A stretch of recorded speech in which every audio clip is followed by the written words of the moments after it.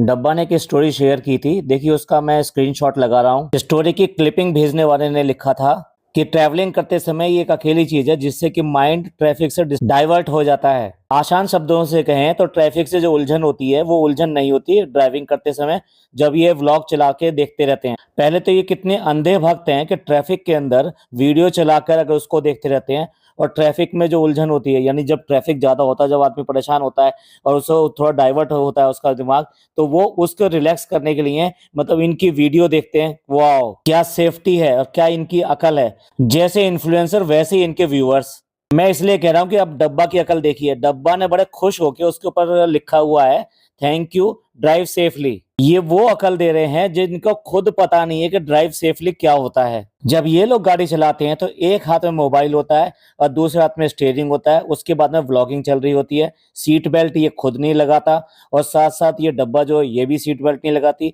जबकि इस टाइम तो प्रेगनेंसी का टाइम चल रहा है, इस टाइम तो बहुत ज्यादा सेफ रहने की जरूरत है। अंधभक्त नहीं मानते ना इस बात के लिए। चलिए अब कुछ आपको फोटो दिखाते हैं। ये देखिए पहला फोटो देखिए, डब्बा ने कोई सीट बेल्ट नहीं लगा रखी, सीट बेल्ट इसके पीछे है। दूसरा फोटो भी इसी तरीके का है जिसमें कि कहीं सीट बेल्ट नहीं दिखाई दे रही है।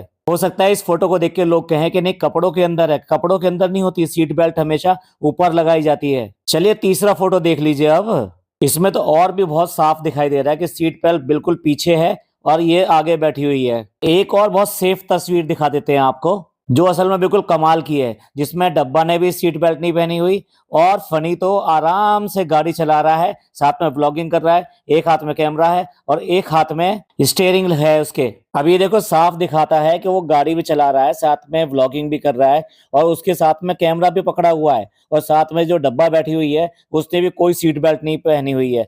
तो जब ये खुद ही सेफ्टी को बिल्कुल दरकिनार करते हैं और सेफ्टी का बिल्कुल ध्यान नहीं रखते, और जबकि इनकी हालत जो है वो नहीं है कि जब ये कोई भी एक्सीडेंट या कोई भी जर्क इस तरह का झेल सकें। खुदा ना करे एक बार कुछ गड़बड़ हो जाए तो आप जिंदगी भर उसके लिए पछताते ही रहते हैं। और भाई जब इन्फ्लुएंसर जब ऐसे होंगे तो उनके व्यूवर्स तो ऐसे होंगे ही होंगे। तो यही वजह है कि उन्होंने बड़े मजे से, मतलब मैं वीडियो क्लिप जो है शूट नहीं कर सका, लेकिन इसमें साफ दिखाई दे रहा है। जो मैंने फर्स्ट सबसे पहले वीडियो स्क्रीनशॉट लगाया है उसमें जहां मोबाइल रखा हुआ है, मोबाइल के पास में जो एसी का जो मेंटेन करने के लिए होता है नॉब, वो साफ गाड़ी का दिखाई दे रहा है। और ये क्लिप जो है इस तरह की थी, ट्रैफिक भी दिखाया था, गाड़ी भी दिखाई थी, गाड़ी चलती हुई दिखाई थी और साथ में ये मोबाइल रखा हुआ था जिसपे कि डब्बा का व्लॉग चल रहा था। कदर सेफ्टी को मतलब नजरअंदाज करते हैं। मुंबई पुलिस की इतनी ज्यादा तारीफ सुनी जाती है, आज तक इनके दो चार नहीं, इनके तो 10-15 चालान होने चाहिए थे। एक व्यूअर ने इसकी कंप्लेन भी करी थी इसी के खिलाफ, मुंबई पुलिस को टैग करके। उसमें आरोप ही ये था कि किस तरीके से व्लॉगिंग कर रहा है ये,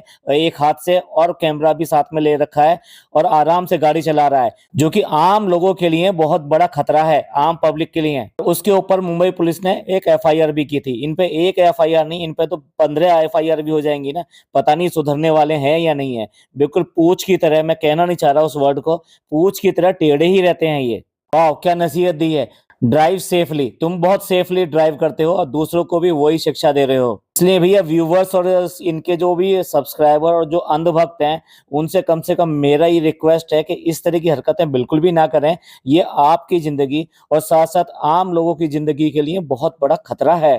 चलिए हम लोग जो कहते हैं तो हमको कहा जाता है हेटर्स है और जेलस करने वाले हैं, ये बोला जाता है। तो चलिए इनके जो अपने व्यूवर्स हैं उनके क्या कमेंट आ रहे हैं, आज इनके व्यूवर्स ही इनको एक्सपोज करेंगे।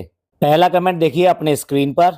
आजकल जितने टाइटल डालती है वो टाइटल जो है इसके बहुत ज्यादा क्लिक बैट वाले होते हैं। ये कमेंट भी उसी से संबंधित है। ये लिखते हैं व्हाट अ टाइटल, बुजुर्गों की अच्छी इज्जत करती हो और इसी तरीके से भाभी के एक्स का नाम लेकर उसको ताना मारती हो। आज तुम जो भी हो दीपिका की वजह से ही हो। मैं रेफरेंस बता देता हूँ, इसने टाइटल में रौनक डाला और साथ साथ जो ससुर की चोरी पकड़ी गई ये डाला। इसको लोगों ने भर भर के जो है ऑब्जेक्ट किया था। और भाई हिंदुस्तान में तो ये चलने वाला नहीं है। सब अच्छी तरह से जानते हैं कि ससुर की क्या इज्जत होती है, साथ साथ भाभी ने तुम्हारे लिए क्या किया है। आज जो भी कुछ हो तुम उसी की वजह से हो। इसके नीचे वाला कमेंट देखिए, काफी फनी कमेंट है। सबा उन लोगों में से है जो छोटी से छोटी बात को अपने व्लॉग में या स्टोरी में शेयर करते हैं, वो चाहे मच्छर का काटा हुआ ही क्यों ना हो। वो अपने व्लॉग में कहेगी फ्रेंड्स देखो मेरे को मच्छर ने काट लिया है, मेरे लिए दुआ कीजिए। का इस तरह से मैनिपुलेशन और सिंपैथी कार्ड के स्टूपिड और अनएक्सपीरियंस जो सब्सक्राइबर हैं ये उन्हीं को पसंद आता है।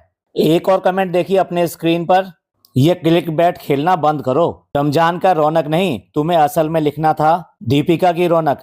तुम्हारी ये चालाकी सबको पता है। जिस तरह से ये अपने व्लॉग में हर बात पे रौनक रौनक चिल्लाती रहती है, उसी को लेकर काफी लोगों ने कमेंट किया है। एक और कमेंट देखिए अपने स्क्रीन पर, रौनक अपनी भाभी को याद दिला रही हो या कोई मासूम रिश्ता। और रौनक आप ही समझ लीजिए कि कितना इनकी फैमिली के अंदर ड्रामा चलता रहता है। एक दूसरे को टीज करने के लिए कोई मौका नहीं छोड़ते, और यहाँ पर वो हमेशा यही काम करती है। डब्बा सामने जाने पे तो उसकी घिघी बन जाती है, वहां तो बोल भी नहीं निकलता। कोई भी अगर उसके घर में जाता है तो वहां पर इतने डिसिप्लिन में बैठा रहता है कि जो वो बात कह रहे होंगे या तो हाँ में हाँ मिलाएंगे, हाँ कितना अच्छा कर रहा है, अरे कैसा बोल रहा है बच्चा, इस तरह की बातें ही करेंगे। खाना अच्छा लग रहा है और खाना बहुत बढ़िया बना है, इस तरह की बातें करेंगे। और कोई बातें वहां कर भी नहीं सकते। पीछे से वो इतनी वार करती है कि मतलब पूछिए मत। नीचे वाला कमेंट भी इसी को दिखाता है। ये हंसी उड़ा रहे हैं और कह रहे हैं कि रौनक का नाम लिया, वरना रौनक का स्पेलिंग ऐसा होता है, यानी दोनों रौनक लिखने में फर्क होता है। पर इस बुद्धू को और इस पागल को क्या पता। इसको तो बार बार शेड करने से मतलब। इवन देन जब वो बिगर इफ्तियार पार्टी चल रही थी, वहां पे भाभी सामने ही बैठी हुई थी, फिर भी उस व्लॉग में यही बोल रही थी कि देखो कितनी रौनक लग रही है, कितने सारे लोग आए, कितनी मुश्किल से ये खुशी मिलती है। बुला ले अपने घर पे लोगों को, कभी बुलाते हो किसी को अपने घर पे, अपने आप ही रौनक लग जाएगी। पर नहीं, वो खुशी नहीं चाहिए, उसे तो वर्ड यूज करना था रौनक, बजाय इसके कि उनकी एहसानमंद हो। उसको टीज करने के लिए कोई मौका नहीं छोड़ रही है। अब देखिए एक और कमेंट देखिए जो इसको आईना दिखाता है। प्लीज अपने भैया और भाभी को थैंकफुल बोलो, जिनकी स्टारडम यूज करके तुमने 100% अपने आप को ग्रो किया यूट्यूब पर। रिश्तों का क्या भरोसा है, रिश्ते तो कभी भी पलट जाते हैं, और यही इनके घर में हो रहा है।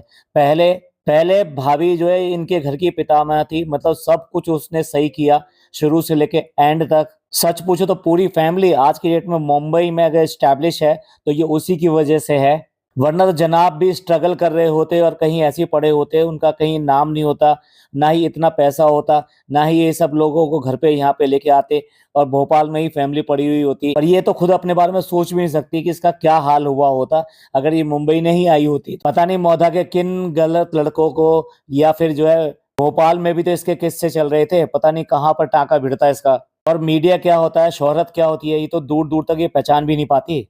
कुछ अलग तरह के कमेंट्स लेते हैं। देखिए अगला कमेंट अपने स्क्रीन पर, इतना अजीब वीडियो टाइटल मत रखना, जेन्युइनली अच्छी वीडियो है पर वो बुजुर्ग हैं तो ऐसा टाइटल अजीब लगता है। हालांकि इस टाइटल से उल्टा था वीडियो। थोड़ा सा एक्सप्लेन कर देता हूँ। जो ससुर वाला इसने टाइटल डाला था, ये उसके ऊपर इनकी नाराजगी है। और देखो ये इन्हीं की सब्सक्राइबर है, ये इनकी ही मतलब चाहने वाले हैं, क्योंकि क्लियर कट वो ये लिख रही है तो उसको वीडियो अच्छा लगा, अच्छा वीडियो लगा तो डेफिनेटली वो इनके चाहने वाले हैं।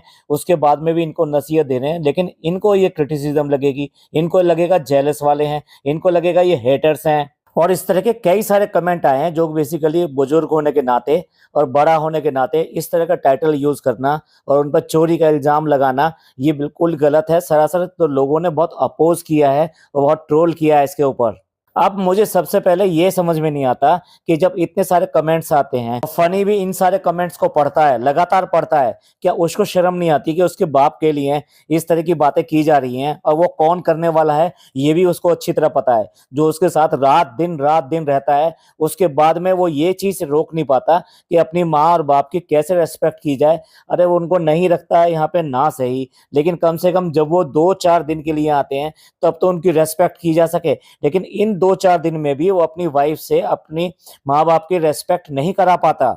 माय गॉड, कितना मजबूर है ये आदमी, कितना लाचार है, कितना बेबस है ये आदमी। ये 4 दिन के लिए अपनी माँ बाप की इज्जत अपनी वाइफ से नहीं करवा सकता। क्या सचमुच पैसा आदमी को इतना ज्यादा बदल देता है? क्या आदमी इतना मतलब खोर, इतना सेल्फिश, इतना ज्यादा हो सकता है कि अपने अलावा उसको कोई भी ना दिखाई दे, यहाँ तक कि जिन्होंने उसको पैदा किया है वो भी दिखाई ना दे उसको? अब भी आप कहेंगे कि जेलस हैं, हेटर्स हैं। अब तो ये सारे कमेंट्स मैं इनके ही अपने चाहने वालों को पढ़ रहा हूँ, जो इनकी चिंता भी करते हैं और इनको नसीहत भी देते हैं। अब कुछ कमेंट इसके भाग दौड़ को लेकर, पहले भाग दौड़ कर रही थी, बीमार होगी, या बीमार होने का नाटक कर दिया उसके बाद में, तो क्योंकि तब सास ससुर आ गए थे ना। और अगर ये गलत था तो देख लो, सब ये हम लोगों ने भी आई मीन सभी पॉडकास्टर ने, और हमने भी ये पूरी भविष्यवाणी की थी कि जैसे इसके सास ससुर आएंगे इसकी तबीयत खराब हो जाएगी। और आप लगा लीजिए कितने गिनती के दिन वो यहाँ पर रहे और कितने दिन इसने बेड पे लेटे लेटे सारी व्लॉगिंग करी। जब तक सास ससुर थे उनको कपड़े दिलवाने के लिए भी बाहर नहीं जाना था इसने, और सिर्फ उनके जाने के 2 दिन बाद में ही सब कुछ शुरू हो गया।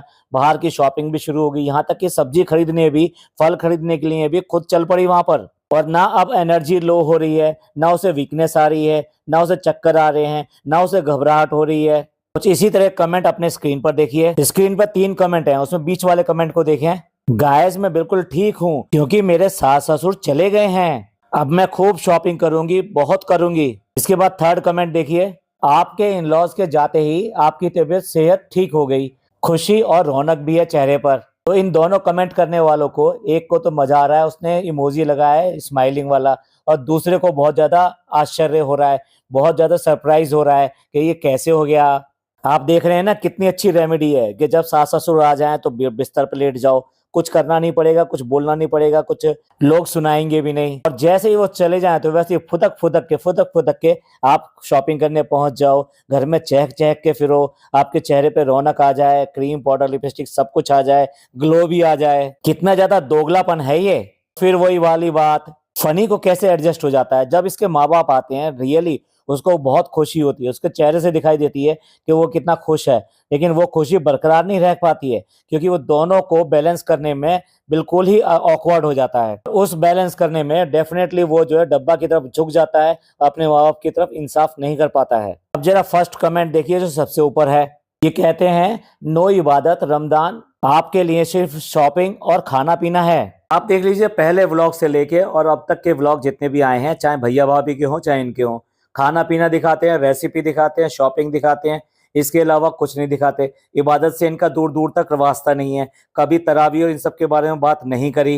रमजान का एक बहुत बड़ा हिस्सा ये भी है कि आप कितनी ज़कात देते हो, यानी साल भर में जितना भी आप कमाते हो या जितनी भी आपके पास संपत्ति है, सोना चांदी जिस भी तरीके से है, कोई ऑफिस है, कोई प्रॉपर्टी है, कोई खेत है, ये सारी चीज़ों के ऊपर आपको ज़कात देनी होती है। और ये ज़कात उन लोगों को दी जाती है कि जो खुद ज़कात देने लायक नहीं होते।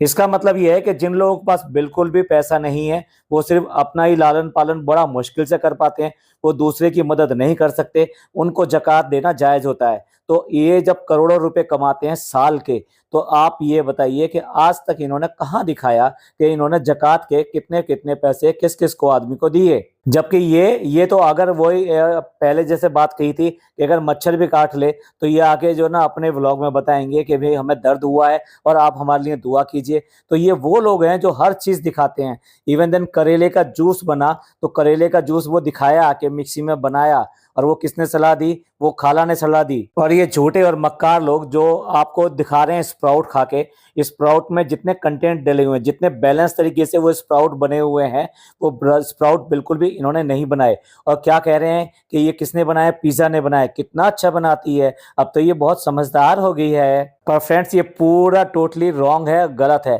जिसके नाम भी ना बताया जाए, जिसके इंग्रेडिएंट के डब्बा से नाम भी नहीं बताया गया कि क्या क्या उसमें है, बेबी कॉर्न कह के उसने खत्म कर दिया। बेबी कॉर्न क्या होता है वो तो डला भी नहीं था उसमें, उसे पता भी नहीं है कि उसमें क्या क्या डला है। तो जब उसे अगर बनाए होते तो ऐसा कैसे होता कि इतनी सारी चीजें ये परचेजिंग करने नहीं गए होते, शॉपिंग करने नहीं गए होते, बनाने की विधि ना दिखाते, और ये चने वगैरह जो भी कुछ होते हैं वो भिगो कर स्प्राउट करते हुए वो ना दिखाते कि भी चलो इन्होंने ऐसा किया, कुछ तो दिखाते। लेकिन ये हर चीज दिखाने वाले ये चीज दिखाना कैसे भूल गए? क्योंकि ये आपको बेवकूफ बना रहे हैं। ये इन्होंने अमेज़न वगैरह से रेडीमेड मंगवाए हैं, ऐसा बहुत आसानी से मिल जाते हैं। तो फिर लौट कर अपने बात पे आते हैं, यानी कि जो इन्हें दिखाना होता है वो दिखाते हैं और जो छुपाना होता है वो छुपाते हैं।